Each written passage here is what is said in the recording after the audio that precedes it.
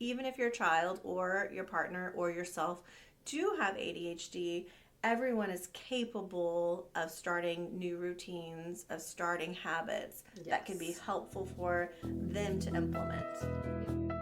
Welcome to Reframe and Reclaim. We are Courtney Huckabee, a psychotherapist, and Jen Harris, an interior designer who have teamed up to reflect, challenge, and reframe your mindset in relationship with your personal belongings. Join us as we discuss and declutter all of the stuff that keeps us stuck. Learn to intentionally create environments with improved function and design that cultivate peace of mind. Find the reframe. Start your reclaim. Hi, and welcome to another episode of Reframe and Reclaim. I'm Jen Harris. And I'm Courtney Huckabee. And today, it's October. It's also National ADHD Awareness Month. Yes.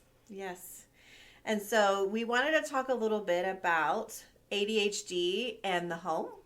It's so important, especially as we're getting closer to the holidays, you know, when things get busier with our schedules. Mm-hmm. Sometimes our homes get fuller of decorations or people. And so really talking about how to support those who do have ADHD or neurodivergence, and some skills, some strategies, some tactics and tips to help us to just cope better with some of the craziness and fun and excitement that can come along with the fall and all of our holidays coming up. Yes, because things, you stay up late or, you don't get to clean up this section of the house after company comes right away and can kind of throw off your schedule like you were saying.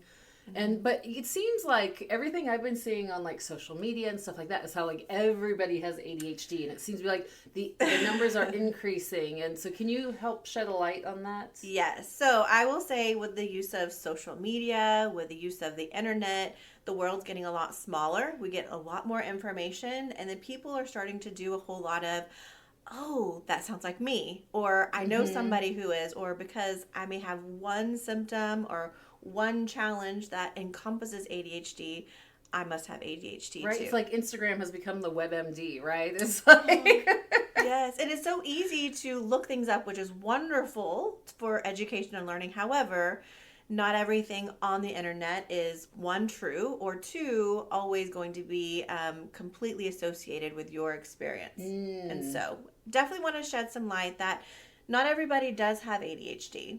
According to the Centers for Disease Control, 2024-2025, the numbers were about 11.6 children in the United States are actually diagnosed with a true ADHD clinical diagnosis. That's 11.6%. 11.6%, yes.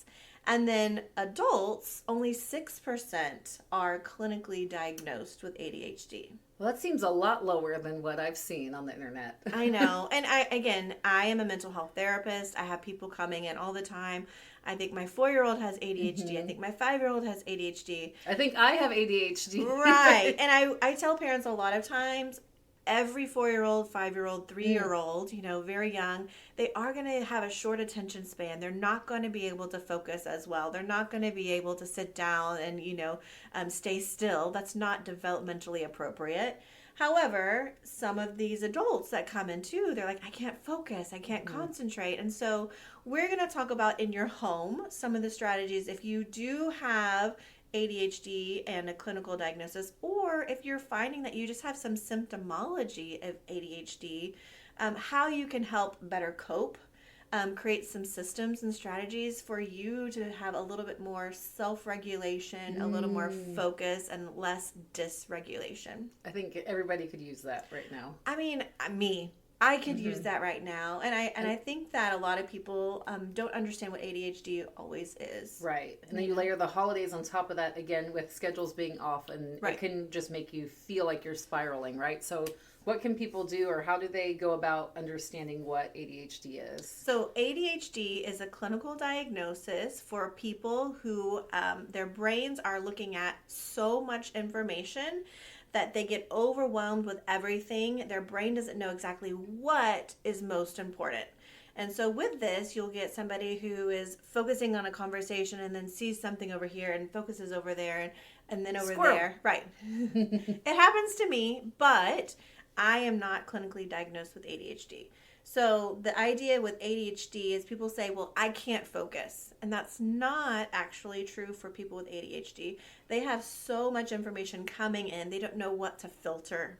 And so if you're having a hard time with focus or attention or distractibility, it could be an ADHD diagnosis, but it also could be stress. It also could be routines or habits that I've created in my life. And so we're going to talk about how to help us if we do have ADHD in the home, just to create a little bit more of that groundedness, because that's hard for a lot of people with ADHD. And would you say there's other influences that I know you mentioned stress and things like that, but even like caffeine or other dietary things that could be affecting people and dysregulating them? Yes. So ADHD is also a diagnosis that is usually comorbid with other diagnoses as well.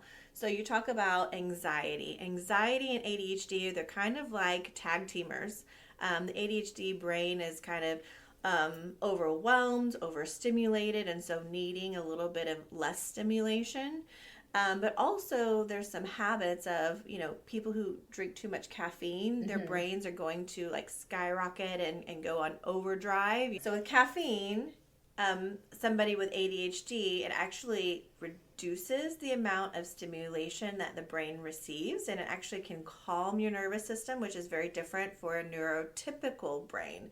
So if you drink caffeine and get really jittery, you probably have a neurotypical brain. If you drink caffeine and feel a little more focused, you might have a neurodivergent brain or a brain that has ADHD. That's an interesting possibly. Litmus test. Yeah. Yeah. I know it's not, blanketed yes or no, but that's just an interesting gauge. Yeah.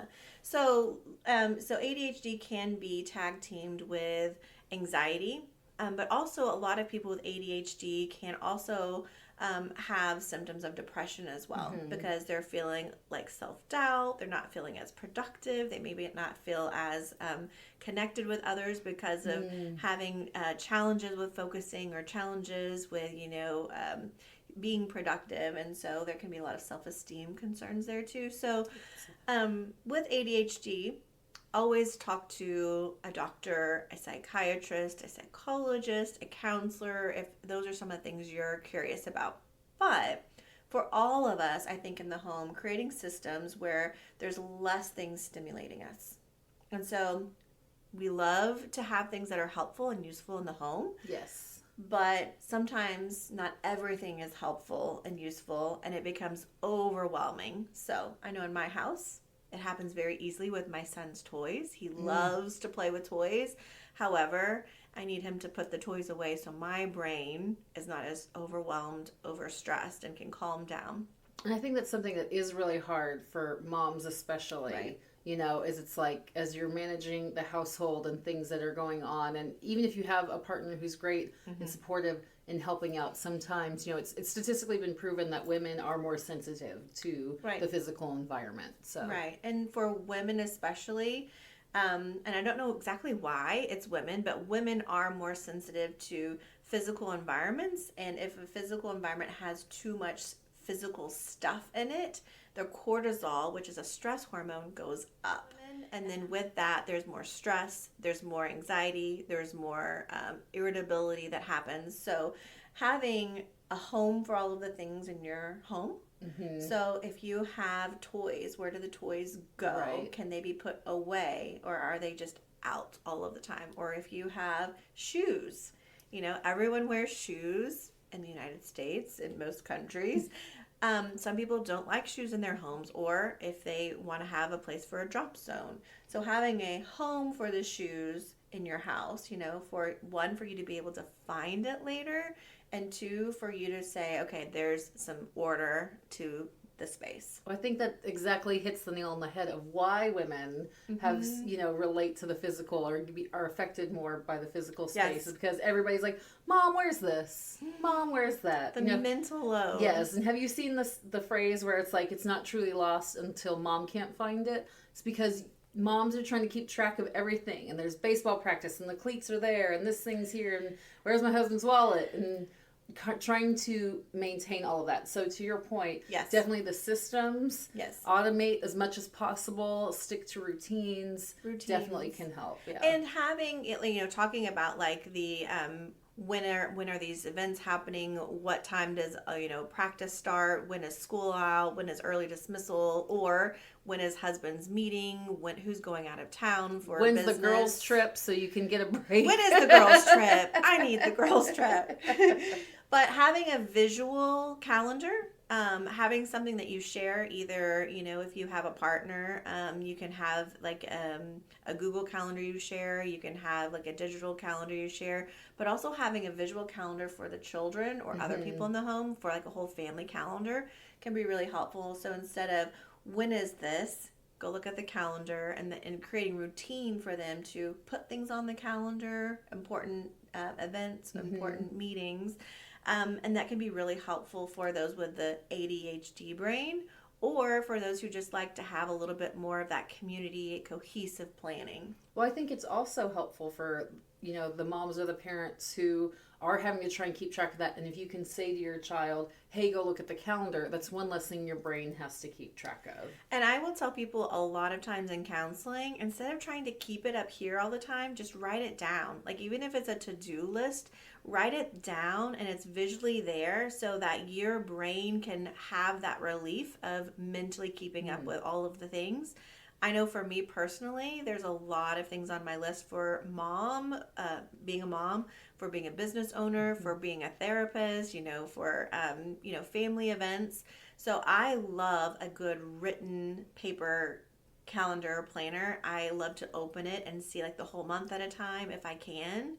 But even if it's like my to-do list for the day or like a grocery list, if it's written down, I feel less irritable, less stressed, less nervous or anxious about that. And then you get the joy of scratching it out and checking it off. And crumbling it up and throwing it in the wastebasket. A little hook shot if you're fancy. Yeah, we got some fancy people with some lists.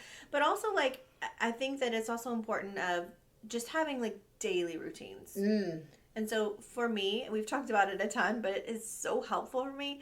I empty my sink at home every night into the dishwasher or hand wash, the things that cannot be in the dishwasher. And that is my routine every night.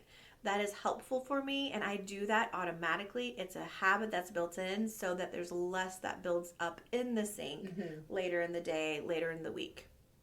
Other things, I have my little boy pick out his clothes every night, the night before we go to school or church or have an event. He also helps me with events like whenever we go on a trip, he loves to help, pack his bags. Yes. He has his own bag that he packs with all of his books or toys he wants. I give him a little carry-on. Whatever fits in can go. I don't check it unless, making sure there's not food or things that we shouldn't have in there with toys and get sticky. But I think it's really good to let other people have a chance to contribute to. Yes. Letting other people have responsibility, learning those organizational skills. Even if your child or your partner or yourself do have ADHD, everyone is capable of starting new routines, of starting habits that can be helpful for them to implement. Yeah, and one tip too, I may have said on the podcast before. So my eldest son does have a diagnosis of ADHD, and mornings were they're rough, to say the least. And, trying to get out the door, it was just on time was a rarity. And so we found that just not doing pajamas and just wearing our clothes that we're going to wear to school the next day to sleep in, that saved us like anywhere from 10 to 20 minutes right there. So that was a game changer for us. And it's really picking and choosing your battles. Yes. It may not be your first choice for your child to sleep in their clothes the night before. However, if it's a system that works for them, and I have some rules, if you're not hurting yourself, if you're not hurting others, if you're not damaging property, and you feel good about it, let them do it, And so giving your child a little bit of responsibility for even doing some problem solving like that. Yeah. I think it's really helpful for the executive functioning to do some critical thinking, to do some problem solving, to take on ownership of, a routine or an activity or a chore at home. Yeah. Can be really helpful for not only the home itself, but less on you as a parent, but also building their confidence, because a lot of people who do have an ADHD diagnosis have a lot of, lower self-esteem. They're not feeling as capable, and that can give them the confidence to practice that. And I know you hit on some, routines and scheduling and things like that, but we're going into the holiday season. There's usually an influx of lots of toys. So how can toys and kids, specifically in their environments, whether it's, how their bedroom should be set up or how their playroom should be set up, what ways can those with ADHD really help simplify that overstimulation in their spaces? So I will say I love having extra things that, make my life fun or easy, all the extra cooking tools or maybe the extra like lotions or perfumes. So it is a big thing for us to actually reduce how many things we have in a certain area, or if it has a home like we talked about. So I am a little bit of a proponent, and this is not works for everybody, but I say the bedroom should be for sleeping, not for working and playing. And so that's not always possible for everybody. But if you can have the toys in a separate space, that will also help with the bedtime routine or your children waking up at night or having the urge to go and play with things instead of sleeping. The same thing for us at home. Yes. If you are working remotely or if you have a home office, try your best to not have your desk or workspace in your sleeping space, because your brain can associate this is for working time, and you really want your bedroom to be for sleeping if you can. It's always nice to be able to just shut the door and hide work, and you can really shut your brain off. Well, and if you can, if there's cabinets or, drawers or something, you can put things away and hide them, even if it is in your bedroom for a child and their play toys and stuff. Having it behind a door, it also kind of contains that, and it's less clutter, less things that they want to get into. Yeah. Just less visual stimulation in general. And I will say we love toys and buying things. Oh my gosh, my kid has too many toys, I know. It's America, they all do. I think, so many toys, but those who have ADHD actually will be more satisfied or more content with less things, because too many things to play with, they're going to be like, I don't know what to play with. And then a lot of times, I am also a play therapist. Kids who are overwhelmed, they start to do things like dumping their toys out and then not picking them up because it's too much. Or they don't want to clean up their toys because there's too many toys to clean up after they've played. So if you're noticing those kind of habits of my child really doesn't feel comfortable organizing these things, it's too much for them, or they're not even playing with it, they're just dumping the toys out and then moving on, that may be a signal for you that we just need less toys, or less of, maybe we don't need 55 different toys, maybe we need 25 different toys. Right. Maybe we don't need 1,000 Lego blocks, maybe we need 200 Lego blocks. And so those are just things that for you as a family need to, kind of look into and see what works. How to help your child. And one thing that worked for us too was the toy rotation and rotating toys. And I know sometimes people don't have the time to do that as much, but I found it was really worthwhile to take that 20 minutes once a week, switch out the toys, then everything's new and fresh. They can actually see what's there instead of just, because we used to just have bins full of stuff. And to your point, it'd be like, I can't find something, it gets dumped out. Oh, yes. Whereas if I have one or two toys on each shelf, that's all there is, and they can easily see it. They easily know where it goes back. And I found that really helped in our household. And for those who do have an ADHD diagnosis, novelty is something their brain is seeking. So there is a dopamine deficiency in the ADHD brain. So they're seeking newness, they're seeking satisfaction, they're seeking fun. So if they have the same toy for 3 years and they're not playing with it, maybe if we took that toy out, brought a different toy in, that would be novelty. But they also want to maybe have things that aren't as, making a lot of noises. And I, as a play therapist, if you want your child to explore and play, there's lots of wonderful toys and fun, entertaining things. But for younger kids, I say toys that don't flash, that can be overstimulating, and toys that don't make a lot of noises unless they are musical instruments. Because then they can use creativity, they can use problem solving, they can start to make their own things up instead of having something entertaining them and stimulating them. They get to create a story or create play with those things, which is using that executive functioning that a lot of children and adults with ADHD are having challenges with.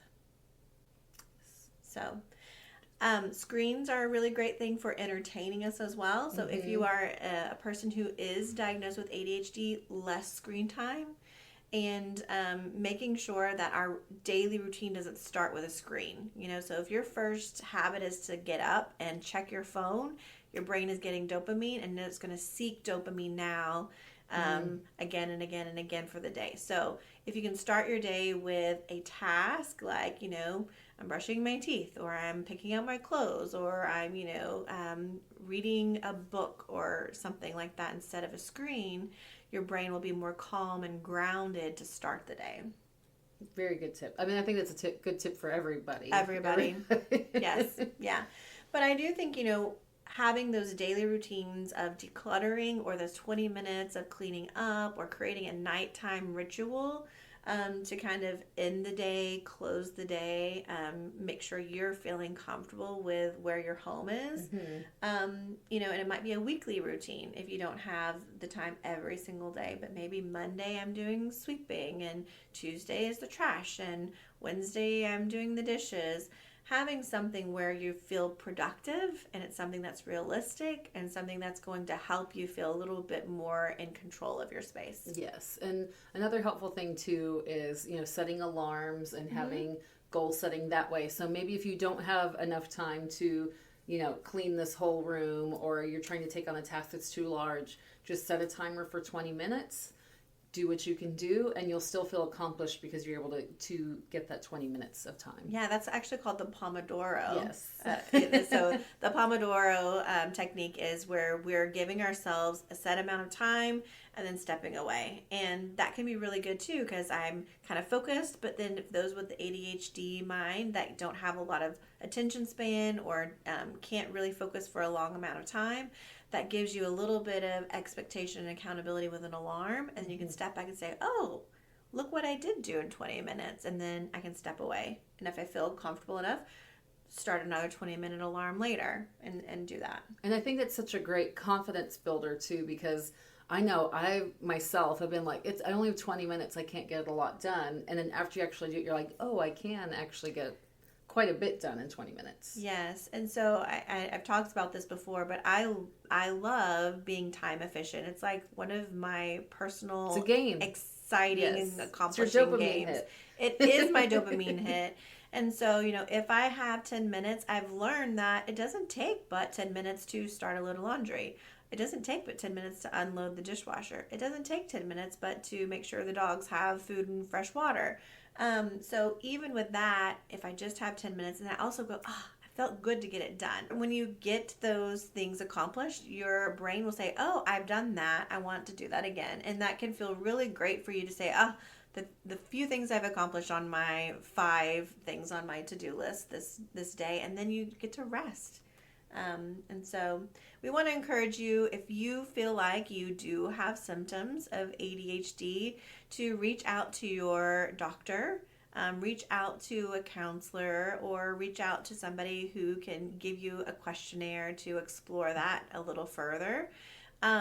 There are a lot of really wonderful tools and tips. There's also additional resources like medication. You get to decide as an individual what you want to work with and how you want to help yourself with these challenges. But just because you do have a challenge with focus or a challenge with, staying organized, don't go down the rabbit hole of, oh my gosh, all these things wrong with me until we talk to a professional. Because again, a lot of people will misdiagnose themselves, self-diagnose, and then that can create an unneeded challenge for yourself whenever really I just need to have some strategies or tools built into my day. Yes. And I will say, speaking from someone with a family member with ADHD and coming from a background of loving lots of things in my space, and I love being overstimulated by lots of items and decor, I have found that by taking a step back and taking some of those things out of the room, simplifying our space, simplifying our routines, well, it's not always what I would want. It helps the flow of my home so much more that is worth the cost of it. So it's worth much more to have the smoothness of the running of my home than it is that extra pillow on the sofa or the extra banner on the wall or the extra tchotchke somewhere. So, and I will say, having the extras every now and again, great, but make sure it works for you and the benefit of your family too. So it may be, the extra decorations for Christmas time, but I don't have to decorate for, summer, 4th of July, and for Valentine's Day, and for Easter, and for St. Patrick's Day. Maybe I pick and choose how much I decorate or when I decorate as well. Yes. The rule in our house is it can't hinder the daily functionality of the home. So as long as it's not hindering that, and I find decorating outside, so like putting something on my door is a great way to just bring in that little bit of seasonality, but it doesn't come into the home and affect the daily flow. So, So October, ADHD Awareness Month. And if you are going down that rabbit hole on the internet, I know there's some of you out there who are self-diagnosing. Make sure you go talk to a professional if you're really worried or really want to address the problems or the needs that you feel are keeping you from staying focused. So, but till next time, we'll see you then. See you then. And if you like our content or have questions for us, let us know. And we'll see you soon.